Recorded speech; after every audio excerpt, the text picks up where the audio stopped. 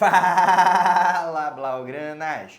Matheus Norman aqui para mais um vídeo no canal do Blaugrana Brasileiro, onde a gente vai finalizar a nossa cobertura pós-jogo da partida que aconteceu ontem entre Barcelona e Raio Vallecano. A gente já fez a live pós-jogo, que a gente sempre começa 30 minutos após o apito final, não importa o jogo, sempre tem live pré e pós-jogo. A gente já fez o nosso quadro O Dia Depois, onde a gente repercute tudo que a imprensa espanhola está falando sobre a partida do Barça no dia seguinte a partida acontecer, e só tá faltando as notas dos jogadores, que é justamente a temática desse vídeo. Vamos fazer uma análise individualizada da atuação de cada um e atribuir uma nota a elas. Começando pelos titulares e depois falando dos reservas que entraram. Mas antes da gente ir para o conteúdo propriamente dito, aquele lembrete você sabe que é importante. Curte o vídeo, se inscreve no canal, hypa.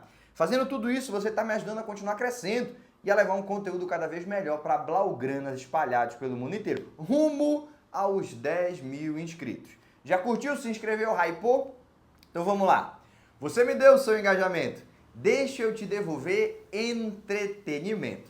E nessa toada a gente vai começar emitindo notas e opiniões de trás para frente, do goleiro para o ataque. E lá no final a gente fala dos reservas que entraram no segundo tempo. A gente já fez essa análise aqui na live pós-jogo, mas a gente vai ter que repetir na análise individualizada. O goleiro Joan Garcia mostrou por que é unanimidade do De La Fuente, que é o nosso preparador de goleiros, mesmo nome do técnico da seleção espanhola, mas não confunda um com o outro, Hansi Flick, Marcus Sog, Heiko Westermann, o Deco, o Laporta, toda a alta cúpula da administração blaugrana, quando viu esse moleque jogando pelo espanhol, jogando com a camisa do nosso rival local, decidiu que ele precisava ser o próximo goleiro que marcaria a próxima geração do Barcelona. Alguns torcedores ficaram insatisfeitos, achavam que era uma injustiça com o Ter Stegen, e eu não acho que é um sentimento de todo equivocado. O cara esteve aqui nos piores momentos. É natural que alguns pensem em acolhê-lo agora que a equipe está melhorando, está se encontrando, está voltando aos trilhos, mas ao mesmo tempo a gente não pode negar que a diretoria tem que pensar no futuro. Ter Stegen não é mais o futuro de uma instituição. Com as lesões que ele teve recentemente, com a idade que já tem, ele não deve ser o tipo de goleiro que vai atuar até os 40 anos de idade. O próprio Neuer, que já está com 40, vem num declínio muito significativo nos últimos anos, e o Bayern de Munique mantém ele por falta de opções, ao mesmo tempo que por gratidão no passado. Barcelona já fez isso em outros momentos, e foi um grande erro. Não se mantém jogador por gratidão. Você tem que pensar nos elementos técnicos e táticos, principalmente quando a gente fala de goleiro, uma posição muito especial.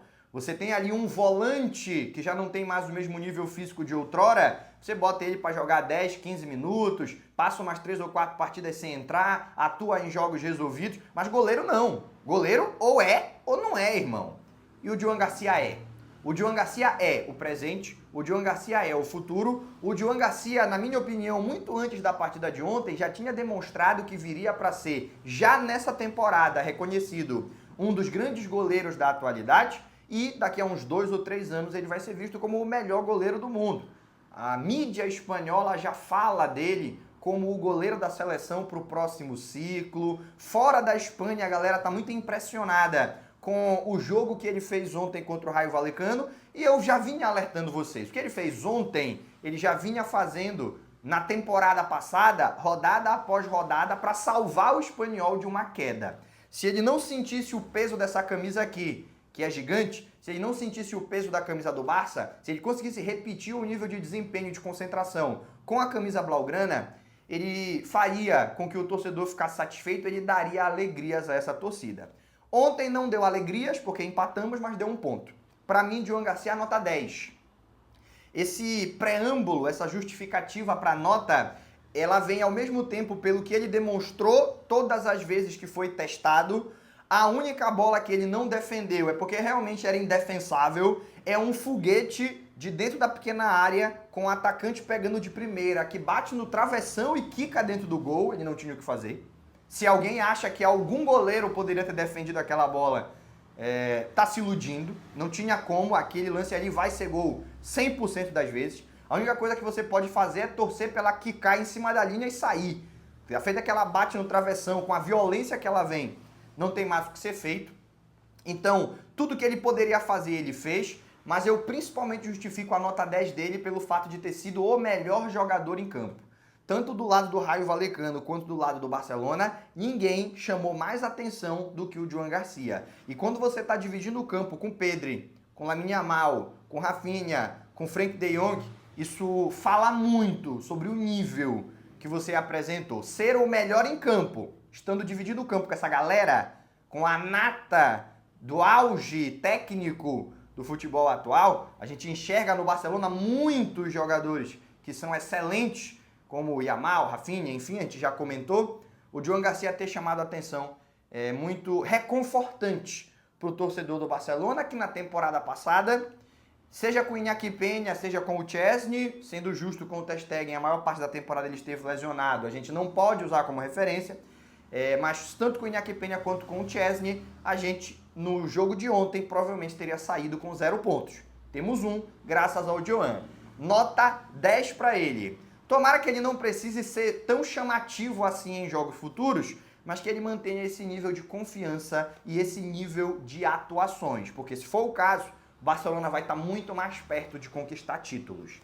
E ele é o que eu vou dedicar mais tempo falando, né? Porque os outros jogadores, eles não estiveram uns acima ou abaixo dos outros. A gente teve uma má atuação coletiva do Barça. Não à toa o Hansi Flick. No vestiário deu uma bronca que alguns setoristas estão dizendo foi a mais intensa desde que ele assumiu o Barça, reincorporando aquela personalidade de sargento que ele ficou muito chamativa quando ele comandou o Bayern de Munique depois da seleção alemã. No Barcelona ele estava sendo Flick, tiozão, o paizão da galera, o que tenta aliviar o clima com uma brincadeira, o que reconforta os jovens quando cometem erros. Mas ontem ele estava... Anteontem? Não, ontem mesmo. Estou gravando esse vídeo segunda-feira, o jogo foi domingo. Ontem ele estava possesso. Você talvez esteja vendo esse vídeo depois, mas da perspectiva de quando eu gravo. Ontem ele estava possesso no vestiário, extremamente irritado.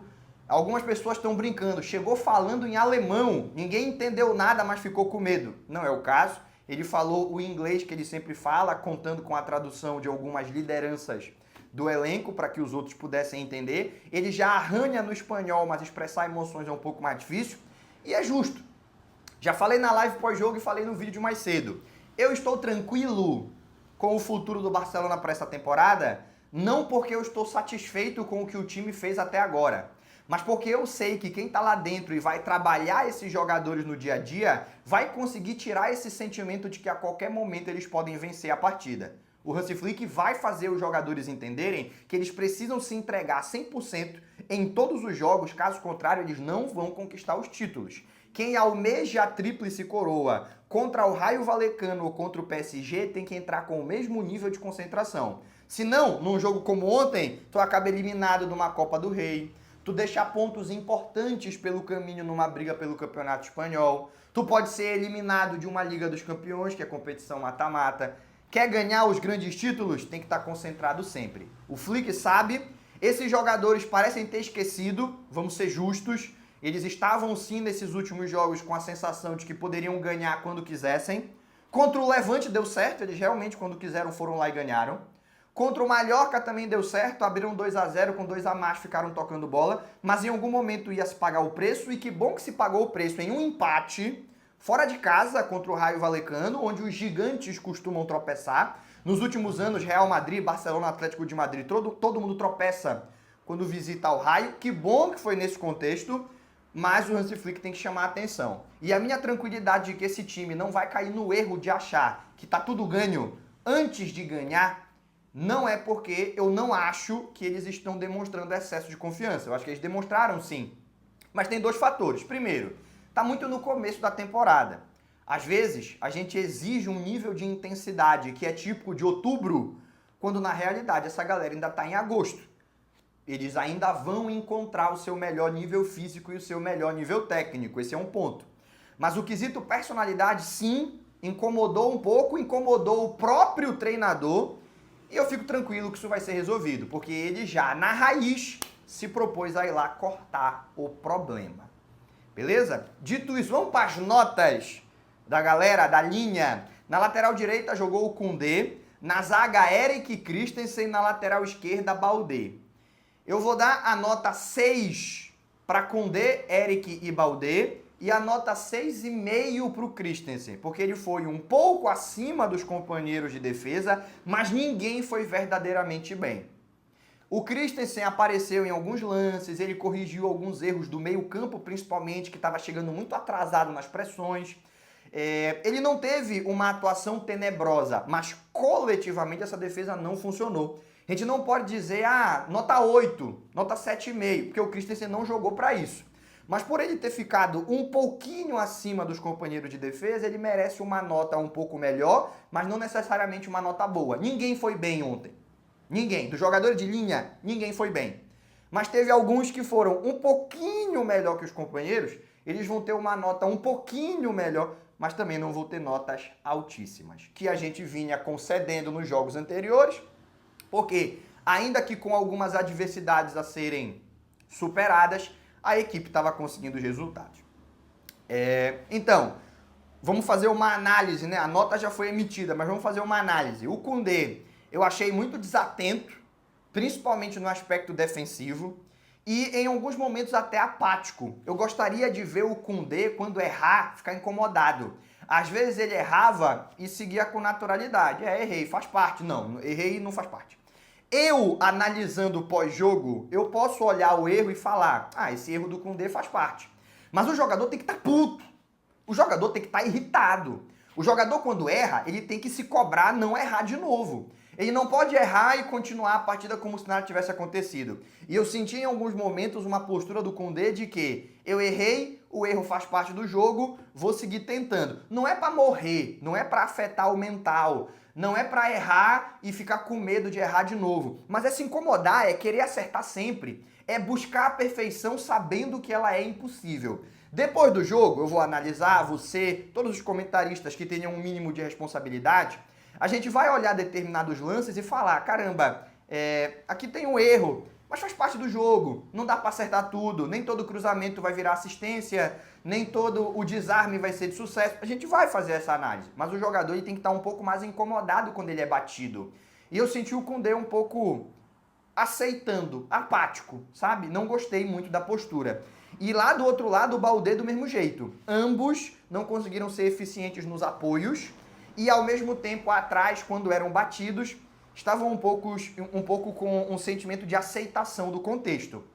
Não foram só eles, isso foi um sentimento generalizado, mas a sensação que dava é que eles achavam que aquele erro não ia custar caro, porque posteriormente eles iam pegar a bola, o Yamal ia fazer uma jogada genial e a gente ia ganhar o jogo.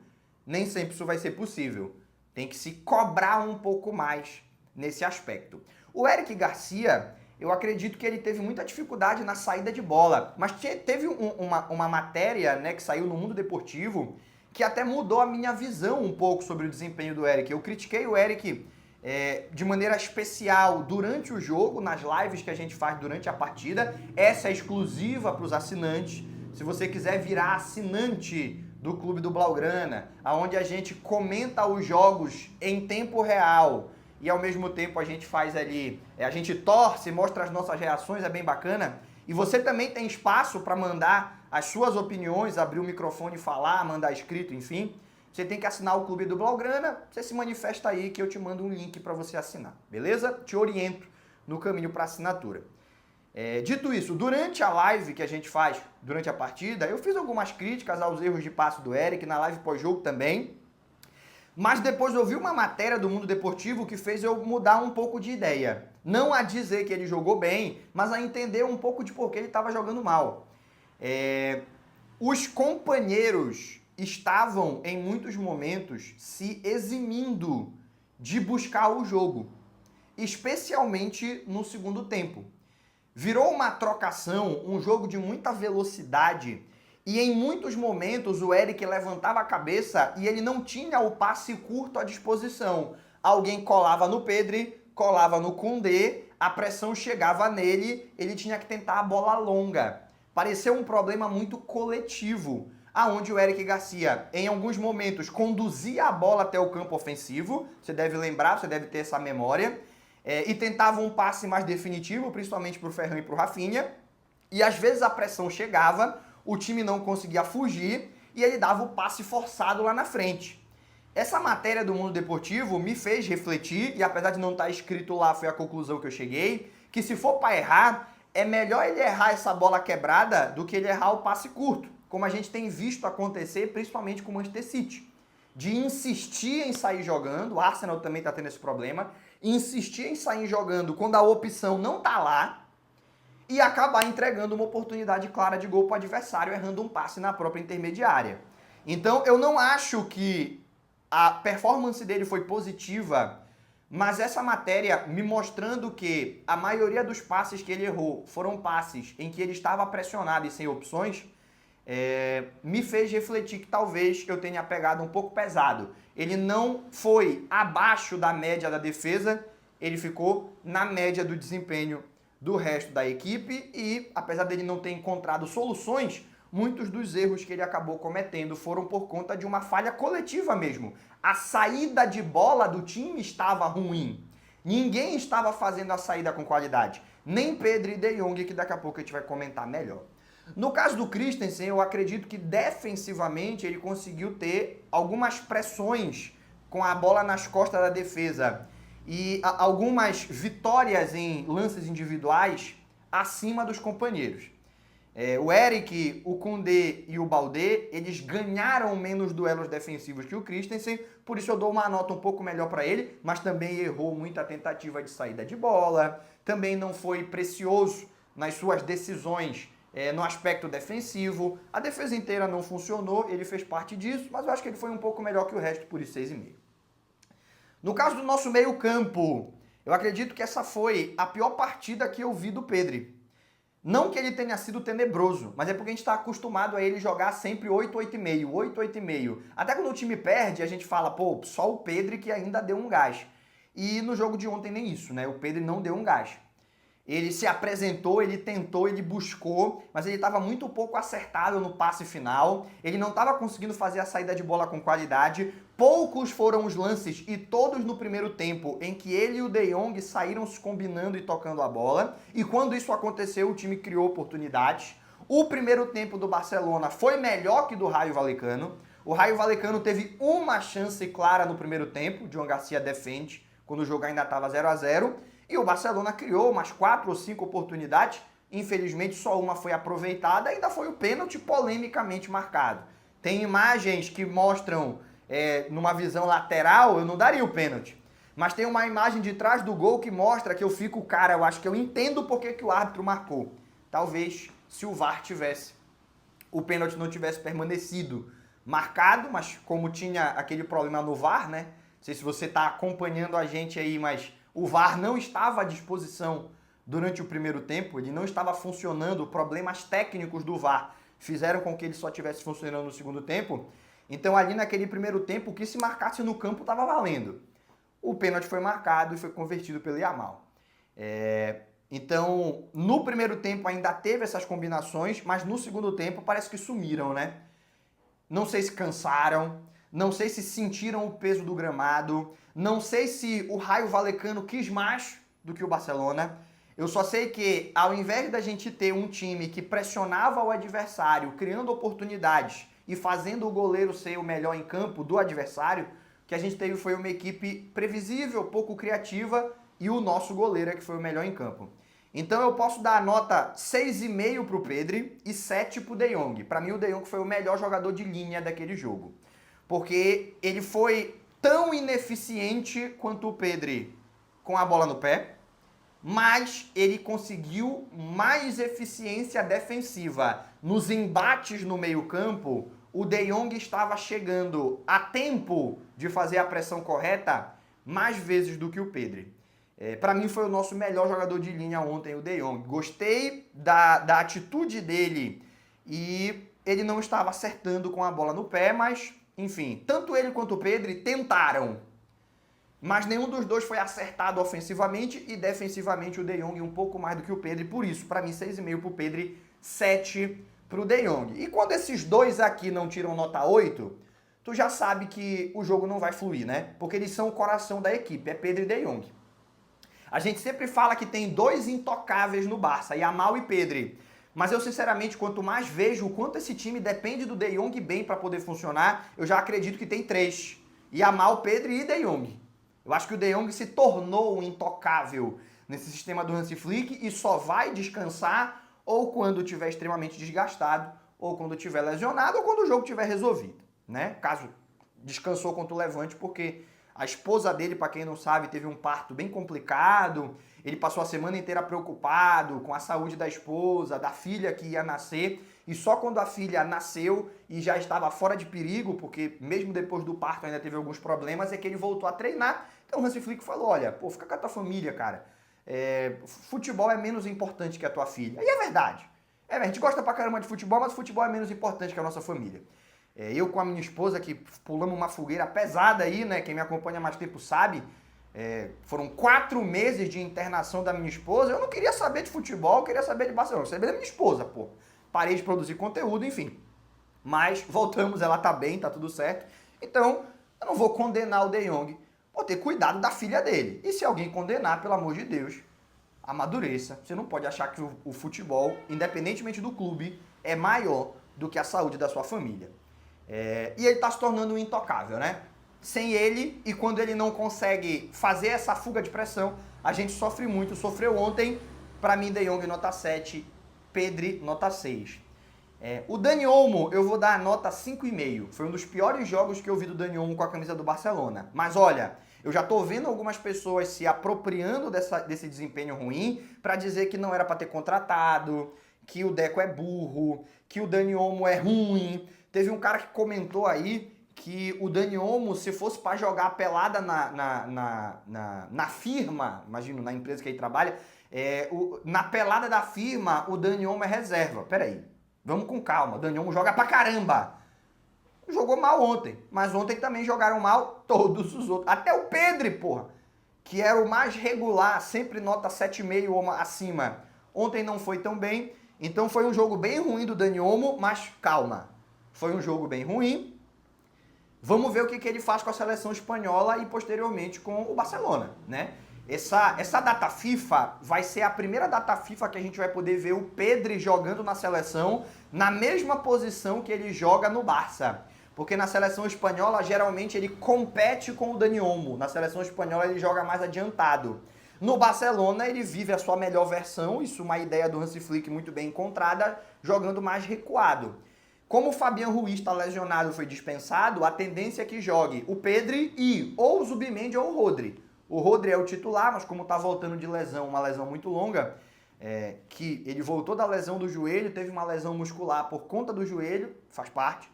Eu não sei se ele vai ser titular, mas jogue quem jogar, eu acredito que o Pedri vai estar ali do lado. E ali, oportunidade. Quem é que vai jogar mais à frente? Vai ter uma formação mais conservadora, com o Mikel Merino também, que é uma opção que tem o De La Fuente, ou vai para cima da Bulgária na quinta-feira e da Turquia no domingo ou segunda, agora me foge a memória. Vai para cima dos caras para já ganhar os 2 jogos e encaminhar a sua classificação para a Copa do Mundo. Aí bota o Dani Olmo. Bota o Dani Olmo e eu quero ver. Porque eu acredito que o Dani Olmo, ele é um jogador que, se bem cuidado, fisicamente bem, ele é jogador para fazer a diferença numa temporada. Já fez a diferença a temporada passada e eu acho que esse fetiche com a Champions, que eu não acho errado, mas às vezes atrapalha, ele pode estar fazendo a gente achar que o Dani Olmo foi menos importante do que foi. Não é porque o Barcelona não ganhou a Champions que o Dani Olmo fez no Campeonato Espanhol perde importância.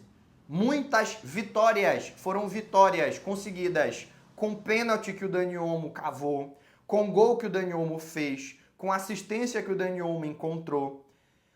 O Dani Olmo, entre a partida contra o Rayo Vallecano e a lesão dele contra o Girona, foram ali, eu acho que uns 4 jogos, é o Dani Olmo que a gente quer com a camisa do Barça. Já mostrou que pode jogar, foi o artilheiro da Euro que a Espanha ganha em 2024, ao lado do Harry Kane, mesmo sem ser atacante e mesmo só tendo virado titular a partir das quartas de final com a lesão do Pedri, é um jogadoraço. Não vamos jogar o Dani Olmo fora. Foi muito mal ontem, a nota tem que refletir isso, a crítica está feita, mas calmou, bola no chão. Dani Olmo vai ser importante nessa temporada, escuta o que eu tô te falando. No ataque, eu acredito que todo mundo nota 6. Eu acho que a gente, cara, se a gente quiser ser um pouco mais crítico, a gente pode ser um pouco mais crítico com o Rafinha naquela bola que claramente era só ele rolar para o Ferran entrar sem goleiro e fazer 1-0, né? Ali era 1-0 com 7 minutos. Tu dá uma diminuída na empolgação do estádio, tu dá um tapa na cara do adversário, tu tá jogando contra o Barcelona, já tá 1-0 pros caras com 7 minutos, às vezes tu até muda a tática, né? Tu parou pressão em cima, não, que nós vamos tomar uma goleada em casa, vamos passar vergonha, dar uma segurada. Era um lance importante, não podemos dizer se seria um lance crucial ou não, porque a gente chegou a fazer 1-0 e mesmo assim tomou o empate no segundo tempo, mas era um lance importante, o Rafinha tomou a decisão errada. Depois, no lance seguinte, ele toma a decisão certa, que é tentar assistência, mas ele dá ela muito na frente, o Ferran não chega a tempo. Eu acho que foi um jogo também bem ruim do Rafinha. Eu posso mudar a nota dele? Eu acho que ele merece a mesma nota que o Dani Olmo. E a gente dá uma nota baixa, 5,5 pro Rafinha, porque a gente sabe o que ele pode fazer. O Rafinha, nos seus melhores dias, teve nota 9 e nota 10. Foi o melhor em campo, decidiu os jogos, foi de suma importância para a temporada passada do Barça. E é isso que a gente espera dele de novo, que ele mantenha esse nível. Nas primeiras rodadas, ele não manteve o nível de atuação, mas continuou sendo decisivo. Fazendo gol, dando assistência, se apresentando. Contra o Raio Vallecano ele destoou bastante. Então eu acredito que ele merece a mesma nota do Dani Olmo, 5,5. Pro Ferran, nota 6, porque ele até se apresentava corretamente, mas a jogada não fluía. Cara, tem um lance que ele faz o pivô, e fazer o pivô não necessariamente é proteger, tá? Você pode fazer o pivô sem encostar no zagueiro. Só ajeitando a bola de primeira, você descostas pro gol. E foi isso que ele fez. Ele recebe uma bola, tem 3 ao redor dele. Ele abre o lance todinho, dando de primeira pro Dani Olmo chegar batendo. Dani Olmo chega batendo de primeira, pega mal na bola. Ali era o 2-0, podia ter matado o jogo. Eu nem falei daquele gol que o Dani Olmo perde no último lance do primeiro tempo, né? Mas também é um motivo para ele ter tido a menor nota. Cara, também eu acho que ele empatado com o Rafinha não vale, né? Vou mudar a minha nota. Eu ainda não terminei o vídeo, eu ainda posso mudar. Dani Olmo nota 5, Rafinha 5,5. Dani Olmo foi o pior em campo dos jogadores do Barça, com certeza. E ele chega chapando e ele bota muito, ele tira muito do goleiro, a bola sai pra fora, né? A bola vai pra fora. Teve o lance que o Ferran se projeta para receber a assistência do Rafinha 2 vezes. Numa assistência não vem, na outra assistência vem errada. Há alguns lances em que ele ganha as costas da defesa e sai o passe do Eric Garcia, sai o passe do Lamine Yamal. Mas a bola não chega nele e aqui a gente tem que botar o asterisco do gramado. Porque o passe, quando saía, se fosse num gramado melhor, deixava ele na cara do gol. Mas do jeito que o gramado tava, a bola quicando, amarrando, perdendo velocidade, virava uma bola para ele disputar com o zagueiro. E em outros lances, tu tentando compensar essa lentidão que o gramado vai dar pro lance, o passe saía muito forte, saía pela linha de fundo. Eu acho que ele tentou, se esforçou, mas no final das contas ele não conseguiu ajudar, né? Eu acho que vale para ele o mesmo raciocínio que a gente estabeleceu pro Pedri. Ele tentou muito, mas ele não acertou tanto. E quando acertou, os companheiros não conseguiram dar continuidade. Então a nota pro Ferran, nota 6, porque eu acho que ele não jogou tão bem, ele não foi tão participativo quanto o Pedri, mas ele não merece uma nota abaixo do resto do time. Ele tentou, se esforçou, até acertou alguns lances, mas no final das contas eles não viraram gol e pro centroavante isso acaba pesando. E Yamal ficou por último, né? Para receber a nota aqui, Lamine Yamal, que fez a criança do Mallorca chorar, já virou meme. Mas lá contra o Raio Vallecano foi a gente que chorou. O Yamal fez gol. O Yamal cavou o pênalti. O Yamal tentou, mas foi um dia pouco acertado dele, né? Foi um dia pouco acertado dele. Eu não acho que, apesar do gol, a gente possa dizer que foi um jogo de alto nível do Lamine Yamal. O gol, principalmente para o atacante, ele fala muito alto. Mas eu quero tirar um pouco o peso desse gol de pênalti do Yamal na hora de dar a nota dele, porque foi um jogo em que ele teve um grande lance. Foi esse que ele conseguiu driblar 3 em um toque. Ele dá um toque, sai de 3 marcadores, vai para a área, cava o pênalti. O pênalti é polêmico, a gente já falou sobre isso, mas é ele que cava, é ele que força a jogada do pênalti. chama a responsabilidade, pede a bola pro Rafinha, cobra bem e marca. Fora esse lance, esquece esses 2 minutos. Eu não lembro do Yamal ter acertado mais nada. Em alguns casos, já falei, o asterisco do gramado, mas em muitos momentos, faltando um pouco de acerto, de execução.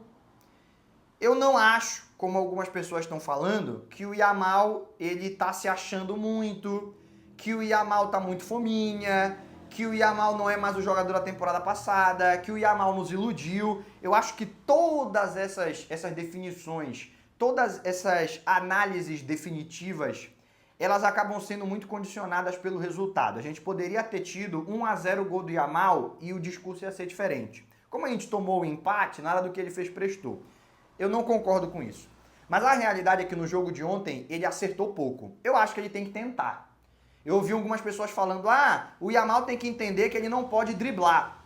Cara, o Yamal tem que entender que ele não pode tentar o drible tantas vezes, porque ele perde a bola e a gente toma o contra-ataque. Irmão, isso é futebol. Se você falar pro Lamine Yamal que ele não pode driblar, que é pra ele driblar menos, que é pra ele parar de tentar a jogada individual, porque se ele perder a bola a gente vai tomar contra-ataque, acabou o futebol, tem que acabar o ponta. Bora jogar todo mundo com 3 zagueiros e 2 alas. Não precisa mais ter ponta, não pode driblar, porque se eu perder a bola lá perto da área do adversário, eu posso tomar um contra-ataque, acaba a posição, não tem mais ponta. Eu entendo o Yamal tentar um drible no campo defensivo, ser desarmado, a crítica é justa. Mas se ele não puder tentar o drible lá do outro lado, em cima do lateral dos caras, no bico da grande área do adversário, se ele não tentar, ele nunca vai conseguir as jogadas e ele perde o que ele tem de especial. E se você achar que é possível só tentar quando você tem certeza que vai acertar, aí você está um pouco desconexo da realidade. Acertar está intimamente associado a errar. Você só acerta quando você corre o risco de errar. Ontem ele não acertou, mas não é por isso que ele tem que parar de tentar, tem que continuar tentando. O Yamal tem que manter a sua característica, mas como não acertou, o gol acaba salvando e aquele lampejo de genialidade acaba salvando um pouco da nota dele. Eu até tinha falado nota 6, né? Mas eu acho que o Yamal merece pelo menos a nota 6,5. Afinal de contas, o gol foi todo ele que construiu. Ele que deu o drible, ele que sofreu o pênalti, ele que cobrou. Eu não posso dar para ele uma nota muito maior do que isso, mas ele merece pelo menos a maior nota do ataque. Entraram no segundo tempo Rashford e também entrou o Fermin. Justas as mudanças. Os nossos jogadores que estavam menos contribuindo para a equipe naquele contexto da partida, da primeira leva de substituições do Hansi Flick, eram Rafinha e Dani Olmo. Tinha que sair o Rafinha, tinha que sair o Dani Olmo, tinha que entrar o Rashford, tinha que entrar o Fermin. A mudança foi certa, mas ela deu errado. É futebol. Futebol é assim, irmão. Não é porque tu fez o certo que vai dar certo. Tu pode fazer tudo certo e dar errado. Ali foi o caso. Não há ninguém que possa me convencer que o Hansi Flick errou de tirar o Rafinha e colocar o Rashford, de tirar o Dani Olmo e colocar o Fermin. Tava certo. Só que o time piorou. Porque apesar do Rafinha não estar acertando, quando o Rashford entra e não consegue não apenas melhorar, como ele piora. O nível do time piorou. E o Fermin a mesma coisa. O Dani Olmo estava pouco acertado, mas o Fermin entra e nem aparece. O Fermin não tocou na bola, pô. E ele jogou 25 a 30 minutos. Não é que ele entrou com 5 minutos, não. Ele jogou 30 minutos e não tocou na bola. Eu lembro, porque eu estava comentando o jogo lá para os nossos assinantes, e o Fermin teve um lance em que ele dominou a bola e tentou progredir para o ataque. Se a gente for falar, mas ele ficou preso na marcação, tem que dar a mesma desculpa pro Dani Olmo. Os dois estavam jogando contra os mesmos adversários, no mesmo contexto, né? Ali precisando vencer o campo pesado, a marcação do Raio Vallecano, na mesma posição, né? Não é que o Fermin entrou na ponta, o Dani Olmo tá de camisa 10, os dois enfrentaram o mesmo contexto. E apesar do Dani Olmo ter ido mal, ele foi mais participativo que o Fermin. Então eu acho que se o Rafinha tirou 5,5, o Rashford tem que tirar 5. E se o Dani Olmo foi a nota 5, o Fermin tem que tirar no máximo a mesma nota. Nota 5 também. Então foram duas substituições que eram as substituições certas, mas deram errado. Porque o futebol tem dessa. Nota 5 para os dois. Nota 5 para o Rashford, nota 5 para o Fermin. Depois entrou o Gerard Martin, entrou o Lewandowski. Eu não consigo dar nota para nenhum deles, porque eles já entraram no momento mais avançado da partida, jogaram muito pouco, jogaram menos de 15 minutos e no fundo, pouco tiveram oportunidade de mostrar o serviço, né? O Gerard Martin, ele até teve algumas intervenções defensivas bastante positivas, ele é muito bom nisso, duelos aéreos, ele ganhou alguns duelos aéreos importantes que o Baldé estava perdendo. Mas eu não sei se é o suficiente para a gente atribuir uma nota, porque eles pouco apareceram e tiveram pouco tempo de jogo, né? Então eu vou focar muito a minha análise, eu não vou dar nota para os outros que entraram no segundo tempo. A minha análise do segundo tempo dos reservas vai ser para esses dois, Rashford e Fermin. Eu não sei se o Fermin está sendo afetado por todo esse imbróglio da possível saída dele para o Chelsea. Quando eu gravo esse vídeo, a janela já fechou e o Fermin não saiu, então agora acabou, não se fala mais de Chelsea. Quando se for falar de Fermin, é vestindo Blaugrana, é ponto final, pelo menos até janeiro.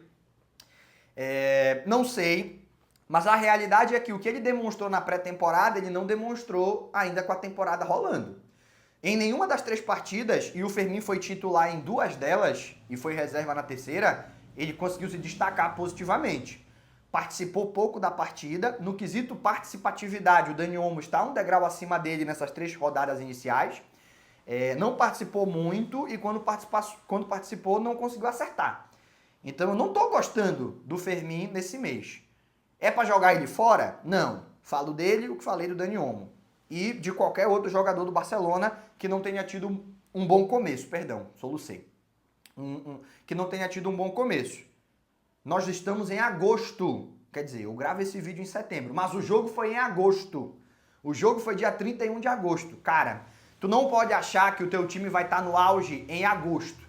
O auge, ele começa a ser construído de outubro em diante. Então é natural que o time ainda esteja começando a engrenar e a engatar as marchas. Mesmo que já seja um trabalho que foi iniciado ano passado, os jogadores vão encontrar o seu melhor nível técnico e físico só a partir de outubro. Até setembro ainda é curva de evolução.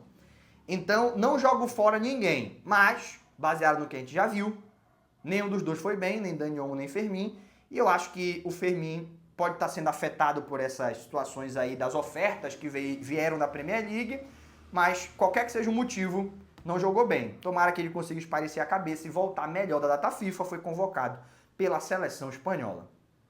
No caso do Rashford, cara, eu sinto que o Rashford quer, mas ele quer tanto que ele esquece de trabalhar com os companheiros. O Rashford, toda a bola que pega, ele tenta o drible indo pro fundo.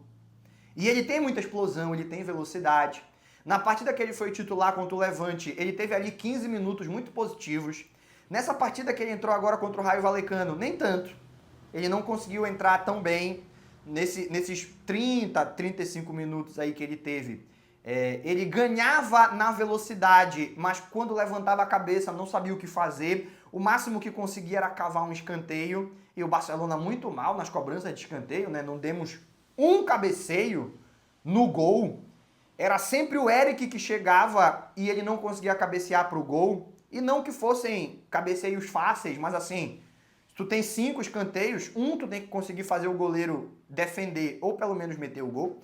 E a gente não estava tendo um bom aproveitamento, mas enfim, eu acho que o Rashford está tentando muito. E o lance que me mostra que ele quer muito calar a boca de quem o critica na Inglaterra e cair nas graças da torcida é quando ele tenta fazer um gol do meio campo, numa jogada que ninguém entendeu porque que ele tentou fazer o gol do meio campo. Lembra desse lance? Ele tenta encobrir o Batalha, a bola nem sobe e o Batalha nem estava adiantado. Estava ali numa posição absolutamente tranquila, mesmo que viesse a cobertura, ele conseguiria tirar a bola. Então eu acho que o Rashford quer muito, que ele continue querendo, mas que ele entenda a diferença entre querer ganhar e querer ser o herói da vitória. Ele não precisa ser o herói da vitória, ele só precisa contribuir para ganhar. Se o gol for do Lewandowski, mesmo que a jogada não tenha vindo dele, que ele tenha dado um passe para o Pedri achar o Yamal do outro lado, para o Yamal achar o Lewandowski, é 3 pontos do mesmo jeito. E é isso que o Barcelona precisa. Eu acho normal, ele vem de um contexto em que ele era cobrado esse protagonismo. ao mesmo tempo em que ele foi muito humilhado, a mídia inglesa pegou pesado com o Rashford, desdenharam dele de uma maneira assim muito brutal. Eu acho natural que ele esteja ansioso para calar a boca dos críticos, mas não pode ser essa a motivação dele. A motivação dele tem que ser ganhar troféus. E com os troféus ele cala a boca dos críticos. Não pode querer calar a boca dos críticos com um golaço na terceira rodada, esquecendo do jogo coletivo. É a opinião que eu tenho. Você pode concordar ou discordar aí nos comentários. Reunindo todas essas informações, críticas feitas, Barcelona não tem um bom começo, mas ninguém está voando. Eu acompanho muito os setoristas espanhóis, ingleses e brasileiros. Tanto os que falam do Barcelona quanto os que falam dos grandes clubes. Eu não acompanho os setoristas da Alemanha e nem da França, então eu me fio muito, vou citar aqui o nome, eu acho que tenha problema nenhum. Eu me fio muito no que fala o Quesada, que é quem acompanha o Bayern de Munique, dentre as figuras de mais amplitude, é o que acompanha o Bayern de Munique, e a Clara Albuquerque, que é quem acompanha o PSG. E acompanhando eles têm essa opinião, é a mesma que a minha observação me permite alcançar, de que eles não estão jogando bem, mas estão ganhando os jogos. O Bayern de Munique ganhou do Augsburg na Bacia das Almas. Quase foi eliminado da Copa da Alemanha por um time de divisões inferiores, com Harry Kane e tudo. Inclusive o Harry Kane perdeu um pênalti, o primeiro pênalti que ele perde com a camisa do Bayern de Munique. Depois de 2 temporadas, uma hora ele ia perder. Perdeu nesse jogo, quase é eliminado da Copa da Alemanha. O PSG contra o Tottenham, campeão dos pênaltis. E aí tem 2 jogos muito ruins na Ligue 1, em que ganha de 1-0, ganhou do Nantes, e eu esqueci o outro time, peço perdão. E depois da goleada no Toulouse, que vai muito bem ofensivamente, mas vai mal defensivamente. 6-3. Tomar 3 gols do Toulouse nunca é positivo. Então, são equipes que, Bayern de Munique e PSG, eu só tenho uma referência. Eu não sei se é unânime, mas as 2 referências que eu tenho e a observação que eu faço dos resultados recentes é que eles não estão voando, embora estejam ganhando. O Liverpool, o Arsenal, o Real Madrid, são equipes que a gente tem uma amostragem, o número de comentaristas que eu acompanho é muito maior, né? Mas eu acredito que você também deva acompanhar a Tati e o Fred Caldeira e a Tati Mantovani, e também acompanho ingleses e espanhóis, enfim. E ali eu enxergo uma unanimidade de um escopo muito maior. Tem muito mais comentarista falando a mesma coisa. Real Madrid não parece ter evoluído, mas está ganhando os jogos na base da individualidade. O Liverpool não parece estar jogando o que pode, mas está ganhando os jogos em momentos de desconcentração do adversário ou de genialidade individual. O Liverpool ainda não ganhou nenhum jogo sem sofrer. 1-0 contra o Arsenal, gol de falta dos Bozoslai. Aí teve o 4-2, se eu não me engano, foi contra o Crystal Palace. Não me lembro mais, mas foi a primeira... Não, Crystal Palace, eles perdem, né, a Supercopa da Inglaterra, que é a Community Shield. E aí na estreia eles ganham de 4-2, mas o 3-2 que vem do Chiesa vem já nos acréscimos. Depois eles ganham ali... Enfim, estão ganhando, mas não estão convencendo, não estão mostrando o seu melhor futebol. O Wirtz deixando a desejar, o Kerkez deixando a desejar, o Konaté, que inclusive se lesionou, deixando a desejar. O time não está voando, mas está ganhando. Resumindo, ninguém está fazendo tudo o que pode, a exemplo do Barcelona. O único motivo da gente estar olhando para o Barcelona com um pouco mais vamos dizer, um olhar mais crítico, é o fato de que o Barcelona pegou uma equipe num gramado difícil, que se fosse num gramado bom já seria complicado. No seu 3º jogo consecutivo fora de casa e empatou. 3 jogos fora de casa, um deles em Vallecas, que sempre é difícil. Você conseguir 7 pontos, não tá ruim. Quesito desempenho, ninguém tá na ponta dos cascos. Quesito resultado, o Barcelona ficou um passo atrás de Real Madrid, Liverpool, Bayern e PSG. Isso não é bom, mas tampouco é para algumas reações que eu vi aí nas redes sociais. Tem gente falando que já sabia. Isso aqui foi um dos comentários mais absurdos que eu vi. Eu já sabia que isso ia acontecer, porque na época do Xavi foi igual. A gente ganhou La Liga um ano e no outro os jogadores se acomodaram e a gente não ganhou nada. Não foi isso que aconteceu. Jogadores na era Xavi não se acomodaram. Os jogadores na era Xavi, o time teve lesões importantes. Lewandowski passou um bom tempo lesionado, o Gavi a temporada inteira lesionado, o Pedri a temporada inteira lesionado, o Christensen entrava e saía do time porque estava lesionado. Foi isso que aconteceu. O Baldé passou o segundo semestre inteiro, a segunda metade da temporada inteira lesionado, e o Xavi não conseguiu contornar esses problemas e o time nunca convenceu nem quando foi campeão, né? É um time que foi campeão, e por ter sido campeão é óbvio que a gente não vai reclamar, mas que a gente percebia que precisava evoluir. Não evoluiu. Não teve acomodação dos jogadores. Eu não entendi essa análise sobre a era Xavi e não foi só em um lugar que eu vi. E não é isso que está acontecendo agora. Jogadores acharem que vão ganhar a qualquer momento, tem que ser abordado, tem que ser modificado. Mas eles não acham que já tá bom o que ganharam e por isso deixaram de se esforçar. O time nem ganhou a Champions. E é o que eles estão desde a temporada passada, desde a eliminação, dizendo que seria o objetivo essa temporada. Então calma. Essas análises exageradas servem como desabafo. Quer desabafar? Tá frustrado com o empate? Tá puto da vida? Faz parte, é futebol. Desabafa. Mas você não pode levar isso a sério e nem achar que é uma análise correta. Você não pode achar que na terceira rodada, por causa de um empate contra o Raio Vallecano, a gente já sabe como a temporada vai terminar. E nós vamos perder o PSG, e nós vamos perder pro Chelsea, e o Real Madrid vai ser campeão, e o Barcelona não vai jogar nada, porque empatou com o Raio Vallecano. Ei, calmou, toca a bola. Passou. Vamos para a data FIFA. Na volta da data FIFA tem mais uma sequência de jogos, no qual o Barcelona é franco favorito. Tinha falado antes e repito. Jogo mais difícil do Barcelona, desde o início do campeonato até o clássico do Bernabéu, seria esse, que o Barcelona empatou.